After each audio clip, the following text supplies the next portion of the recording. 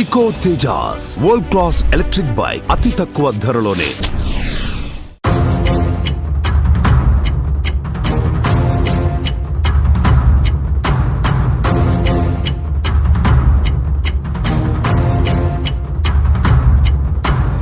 హర్షసాయి ఆపదలో ఉన్నవారిని ఆదుకునేటువంటి ఆపన్న హస్తం హర్షసాయి.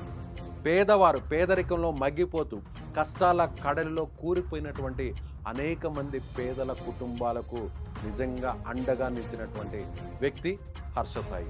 వారు ఊహించని విధంగా, వారు ఎక్స్పెక్ట్ చేయని విధంగా సడన్గా అక్కడికి దిగిపోతూ లక్షల రూపాయల్ని వాళ్ళ కుటుంబానికి ఇచ్చి వారి చేతిలో పెట్టి, వారు ఊహించని విధంగా వారికి సంబంధించిన ఫర్నిచర్ కావచ్చు, అనేక వస్తువులంతా కూడా ఎవరు ఊహించిన విధంగా, ఆ కుటుంబ సభ్యులే ఊహించిన విధంగా ఇస్తూ ఉంటాడు హర్షసాయి. అదేవిధంగా వారి ఫ్యామిలీని సెటిల్ చేస్తాడు. అదేవిధంగా పెట్రోల్ బంకులను ఫ్రీగా పెడతాడు. ఫ్రీగా అనేక మంది, వందల మంది బైకర్లు అక్కడికి వెళ్ళి పెట్రోల్ బంకులోకి వెళ్ళి పెట్రోల్ను ఫ్రీగా నింపుకోవచ్చు. అదేవిధంగా ఒక సామాన్య వ్యక్తులు, వాళ్ళు నిజంగా కష్టాల్లో కూరిపోయిన వారికి ఒక స్థలాన్ని తీసిస్తాడు.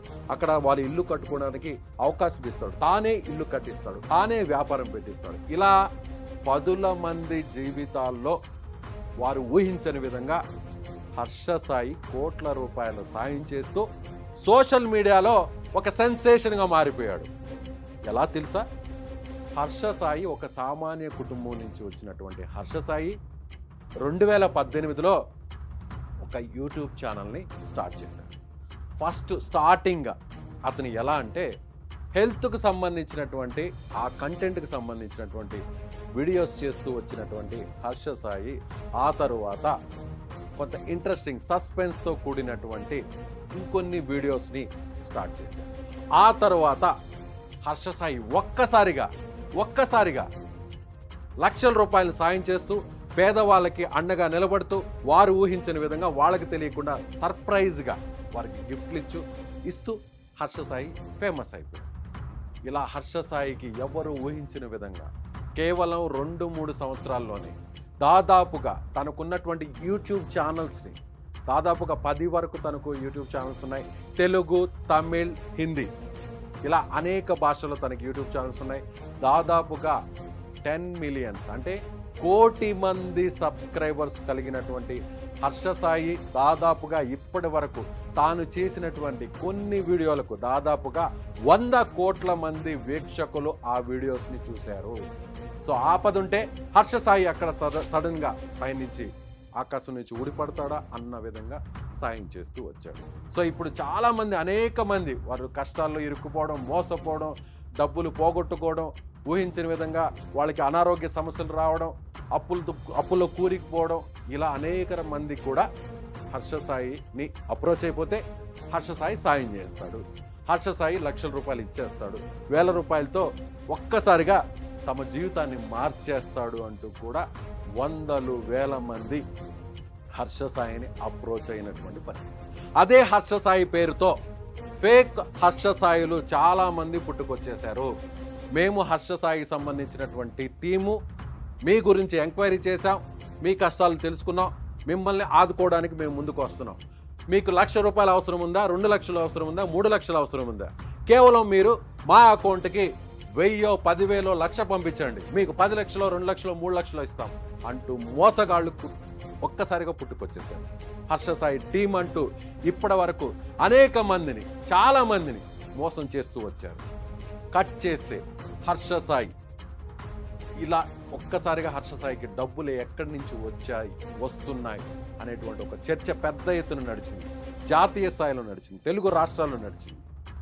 హర్షసాయి బెట్టింగ్ యాప్ని ప్రమోట్ చేస్తున్నాడు కాబట్టి బెట్టింగ్ యాప్ నిర్వాహకులు హర్షసాయికి కోట్ల రూపాయలను ముట్ట చెబుతున్నాడు కాబట్టి తాను సోషల్ మీడియాలో ఒక ఫేమస్ అవ్వాలనేటువంటి ఉద్దేశంతో తాను అందరికీ ఏం చెప్పుకుంటున్నాడంటే, తాను చేస్తున్నటువంటి వీడియోస్కి యూట్యూబ్ ద్వారా వచ్చేటువంటి రెవెన్యూతో ఆ డబ్బుల్ని నేను సహాయం చేస్తున్నాను, విరాళంగా ఇస్తున్నాను, పేదవారికి అండగా నిలబడుతున్నానంటూ చెప్పుకొచ్చినటువంటి హర్షసాయి మాటలన్నీ కూడా కేవలం పచ్చి అబద్ధాలంటూ కూడా చాలామంది, అనేక మంది మీడియా ముందుకొచ్చి మాట్లాడినటువంటి సంఘటనలు మనం చూసాం. దానికి కౌంటర్గా కూడా హర్షసాయి మాట్లాడినటువంటి విషయాన్ని కూడా మనకి తెలుసు.